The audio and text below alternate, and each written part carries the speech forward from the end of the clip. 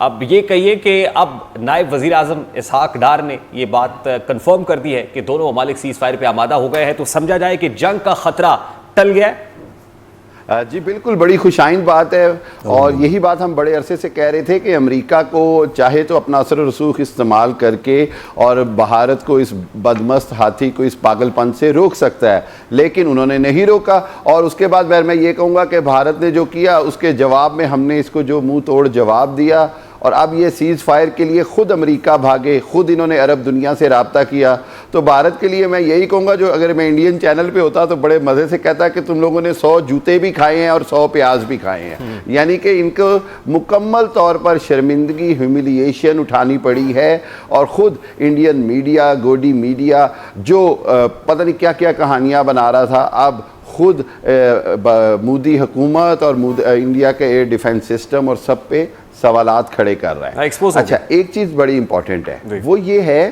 کہ یہ جو امریکہ نے جو کل بیان دیا تھا جے ڈی وینس نے، جی کہ یہ ہماری جنگ نہیں تو سروکار نہیں، اس سے امریکہ کو یہ سمجھنا ہوگا کہ پاکستان اور انڈیا کے مابین یہ جو معاملہ ہے یہ پاکستان انڈیا کی جنگ نہیں تھی۔ اس کے اندر بہرحال جس طرح انڈیا نے اسرائیل اور امریکہ کے ساتھ مل کر ان کی ٹیکنالوجی پر انحصار کیا، اور دوسری جانب بلا شبہ پاکستان کے درینہ دوست چائنا نے پاکستان کا ساتھ دیا، چاہے وہ PL-15 ہو، J-10 تھنڈر 10C ہوں یا اور بھی ٹیکنالوجی ہوں۔ تو دراصل یہ ایک بہت بڑی فتح ہے چائنا اور پاکستان کی مشترکہ طور پر ویسٹرن ورلڈ کے اوپر، امریکہ کے اوپر، اور اس کے ساتھ ساتھ انڈیا کو میرا خیال ہے کہ کنونشنل وار میں بھی ہم نے ہمیشہ کے لیے ایک سبق سکھا دیا۔ اور یہ وہ جو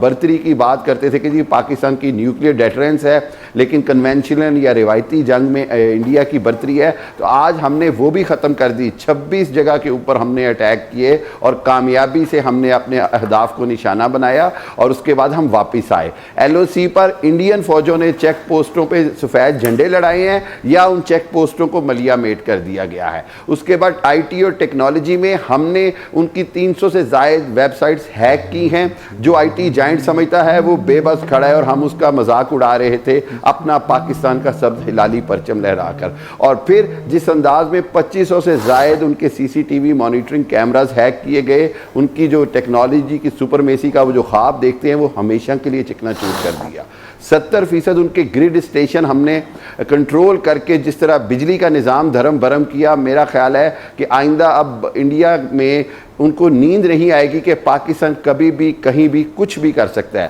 اور صرف پاکستان کے تحمل، پاکستان کی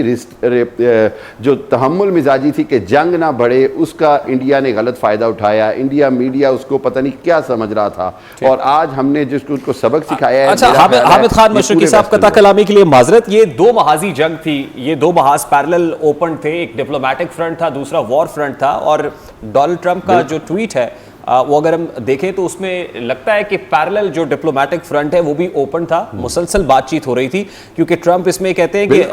after a long night of talks mediated by the United States, I am pleased to announce that India and Pakistan have agreed to a full and immediate ceasefire. Congratulations to both countries on using common sense and great intelligence. Thank you for your attention to this matter.